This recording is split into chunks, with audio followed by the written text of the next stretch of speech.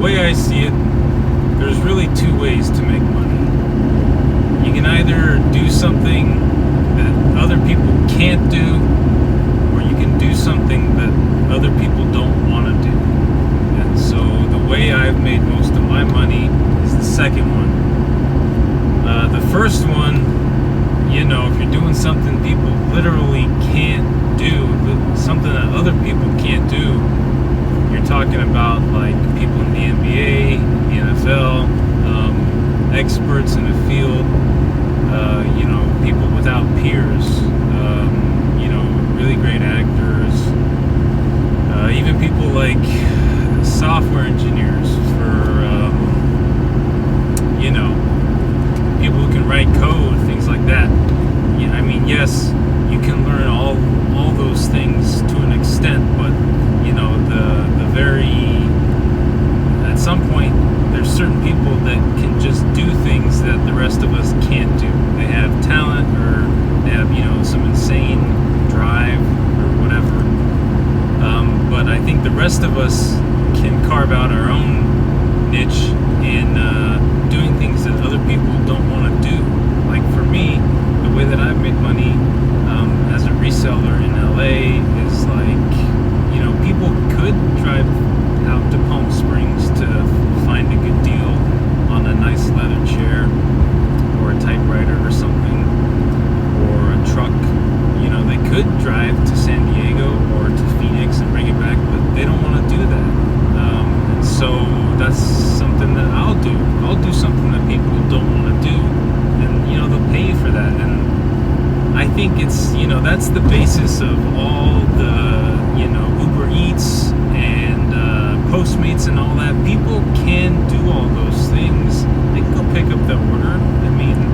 But they don't want to. And so I guess I've heard it called convenience, and that's in that case I think it happens to be the same thing. But that's just the way that I've looked at it. Is when you get right down to it, you're just like let's say plumbing something, or I know that's a cliched example, but people probably could learn about how to fix a leaking pipe, how to rethread it, how to cut it, but they don't want to. And that's, in fact, I think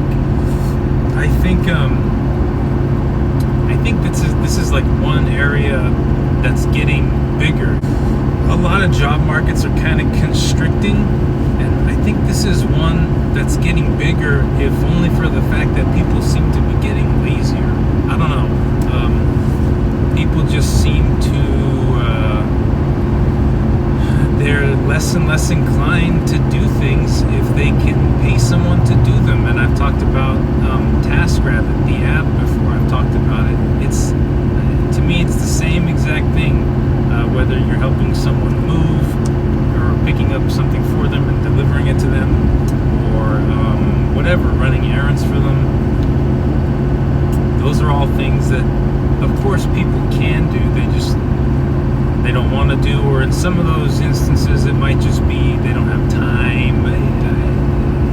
Some of these things, they fall into different categories, but we're all going to see the same thing in different ways. That's probably what this is, but something to keep in mind, I think, because I've sort of made it work for me, and I'm sure I'm far from having exhausted the principle.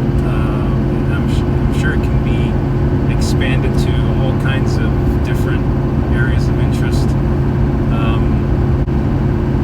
I guess the way to success, the way to really big success, might just be a matter of making yourself one of those people who can do what no one else can, or it might just be a matter of becoming, or transforming into something that no one else is, that developing or building a skill that no one else is gonna take the time to develop. And that's kind of a romantic notion for me.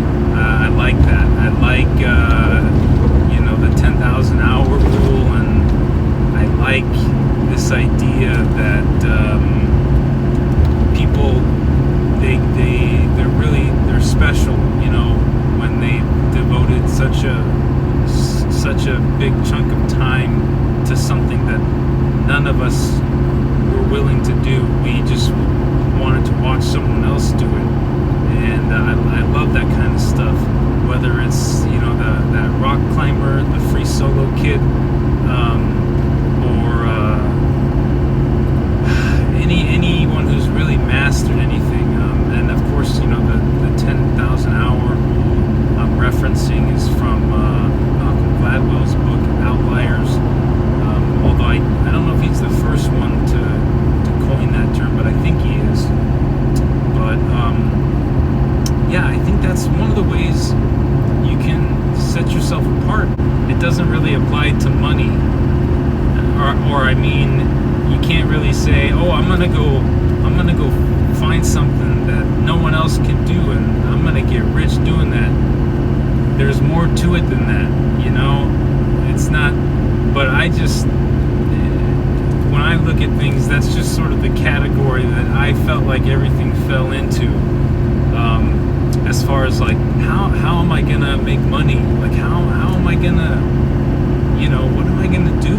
What am I gonna do? It's a question that I asked myself tons of times, and I still ask myself. And I know a lot of other people do too. And sometimes it's just like, well, what about in the meantime? I don't know if it'll help you in that way, but it did for me.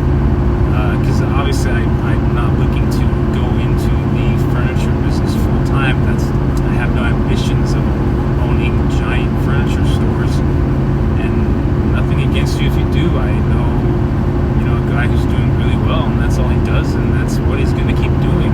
I don't think he has any other ambitions. Maybe he does, but whatever. It's not important. But yeah, for me, that's how I did it. Subscribe!